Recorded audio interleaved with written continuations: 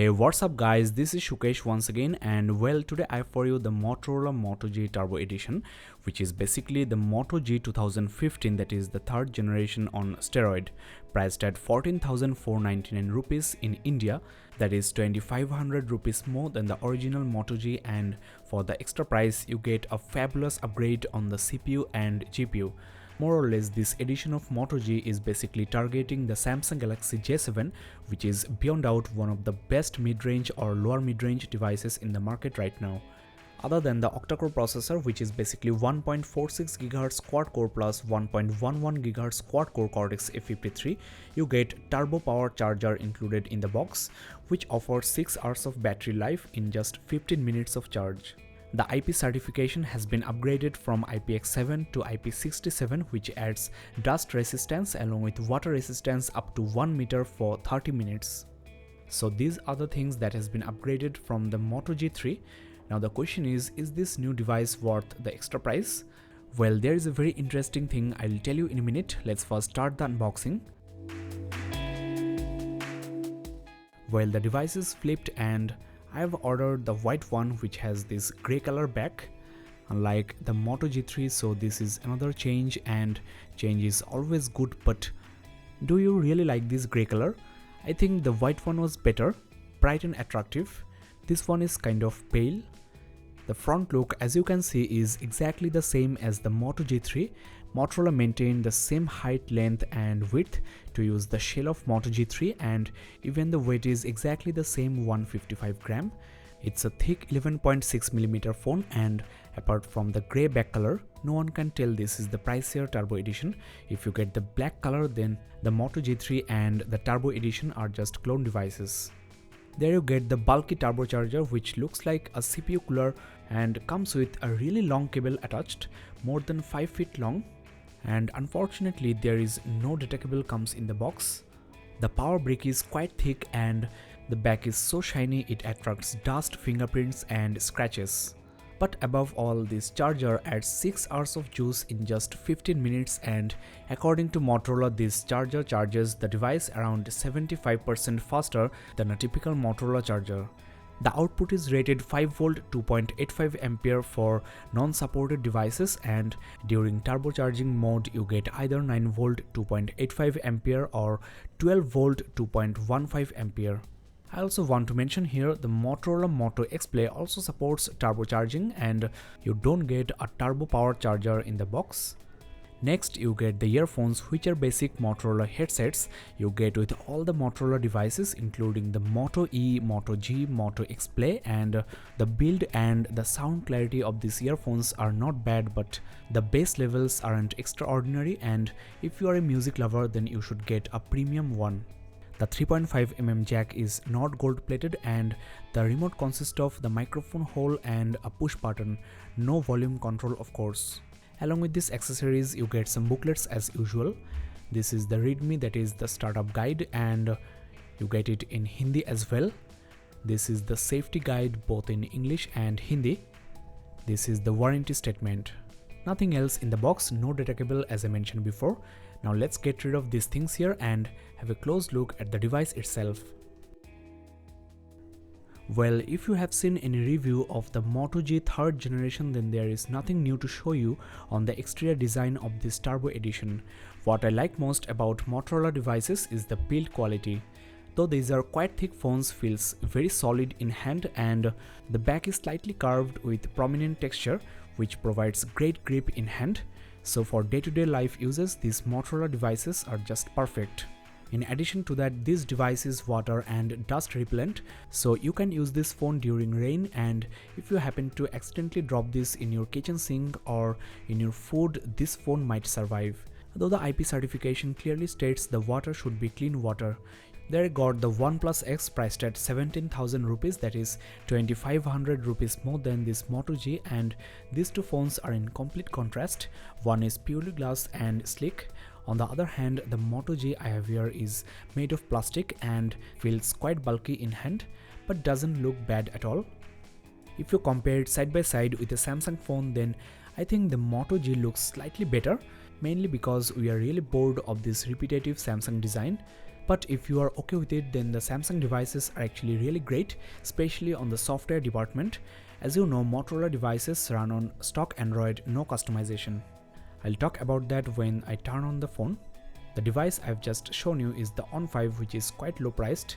There I also got the On 7, which cost 11,000 rupees and features a 5.5 inches HD screen. The most comparable device with this Moto G Turbo edition is the Galaxy J7, which I don't have at this moment, but I'll manage one and upload a side-by-side comparison very soon. Now guys, let me give you a quick tour of the exterior ports and design of this Motorola Moto G Turbo edition.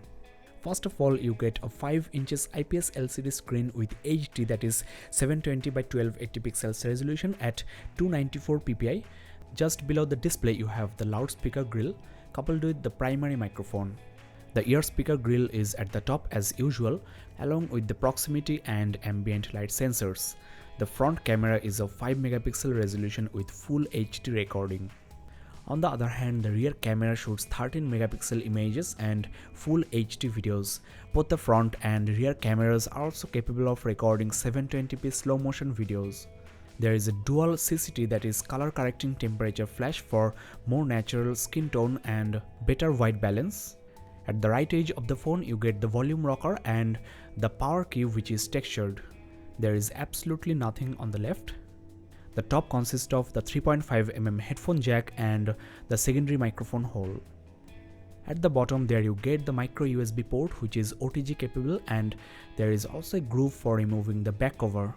Now let's remove the back and check what's underneath. Though it's a water resistant device, the back is removable, and I also want to mention here you can separately buy these back covers at around 600 rupees, so not cheap. Moto G3's back cover will fit into this Turbo edition. The 2470 mAh battery is built in, that is non-removable, and as you know, this is a dual SIM device taking micro SIM cards. It's the SIM 2 and there you get the SIM 1 slot.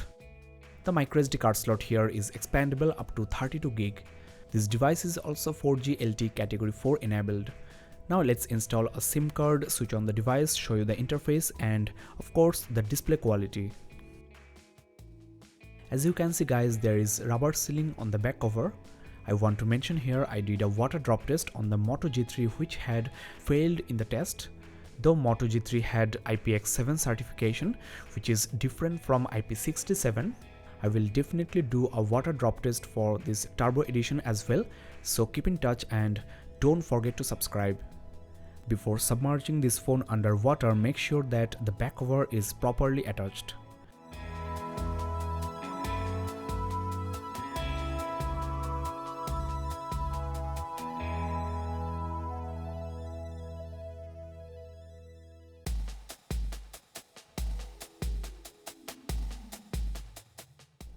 Well, the device is ultimately ready, and the first thing I want to show you is the display. The 720p display on a 5-inch screen seems ample.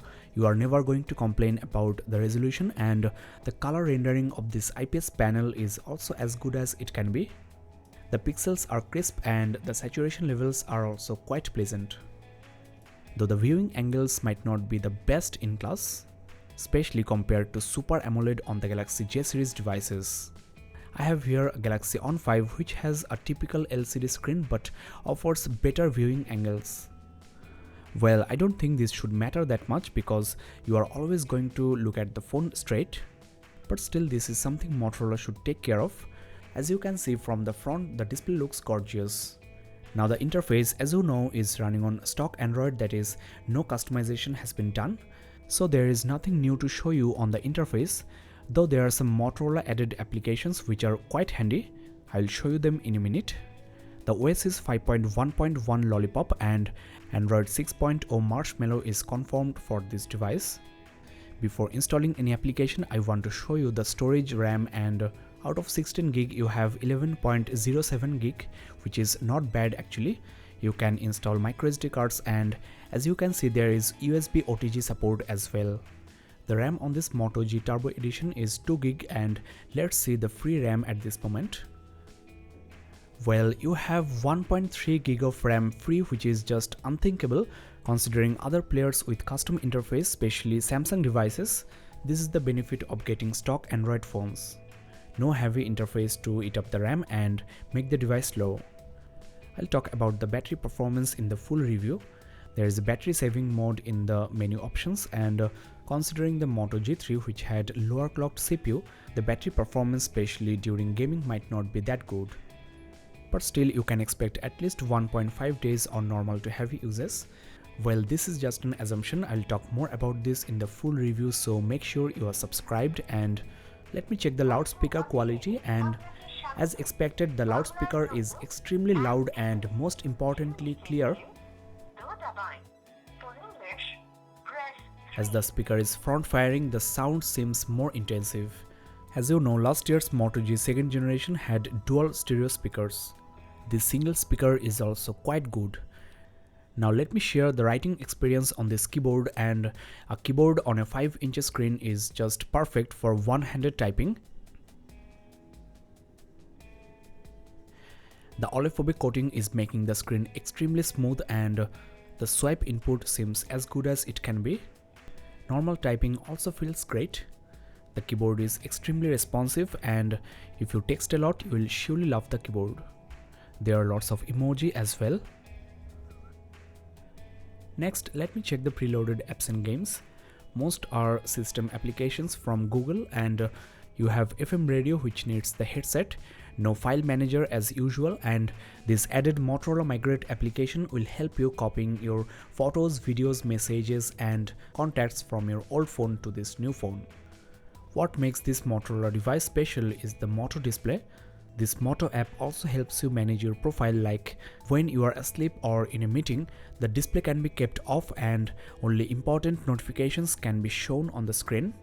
This app syncs with your calendar and contacts to check your schedule and your favorite contacts.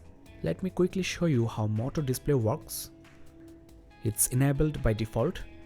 Now when your screen is off and the phone is resting on table, if you get any new notification and pick the phone up, you will get a white lined preview of the notifications just like this. You can press and hold to check the notifications, and also drag in different ways, like swiping down will unlock the phone and swiping up will open the notification. You can also ignore the message just by swiping left or right. So it's quite handy and intuitive, and of course battery saving. This feature doesn't work when the phone is in your pocket and also face down. There is ambient display as well, which basically shows the notifications in black and white screen. I'll talk more about this awesome feature in the upcoming full review. The Motorola Assist, as I mentioned before, helps you manage your profile when you are busy, like when you are sleeping and in a meeting. You can allow your favorite contacts to call or message, and this mode can be scheduled as well. Now here comes the interesting part. You can make a double karate chop motion to fire up the torch and do the same to switch it off. No need to look for the torch option on your phone, so how cool is that? Next, if you want the camera right away, just twist your wrist twice quickly. It's as simple as that. You can also switch cameras just like so. There you get the front camera. Well, this needs some practice though. Overall, a great feature. Now regarding the camera, this is basically the same camera I got with the Moto G3, so you can check my website gadgetsportal.in/camera-samples for the camera samples and also the full review of Moto G3. Guys, we are almost at the end of this unboxing and hands-on review on this Motorola Moto G Turbo edition. This is basically a clone of the Moto G3 with better CPU and GPU, which was needed because on the Moto G3 I mainly complained about two things. First of all, hardcore games like Nova 3 cannot be played on Moto G3, it lags, and I have shown you that in the gaming review. And secondly, the IPX7 certification actually doesn't work when you drop the phone into water from some height, like only 1 feet. So Motorola basically addressed these two issues on this Turbo edition, and when I came to know about this device, I was quite surprised. Now the Moto G has been perfected, and if you have 15,000 rupees budget, then this is a great phone to buy. You can also consider the Samsung Galaxy J7. I'll try to compare these two devices and upload a video very soon, so make sure you are subscribed. You can also like this video and comment below. Check the description below for more related videos like water drop test and Moto G3 and J7 reviews. Thanks a lot for watching guys. This is Shukesh Banik and have a nice day.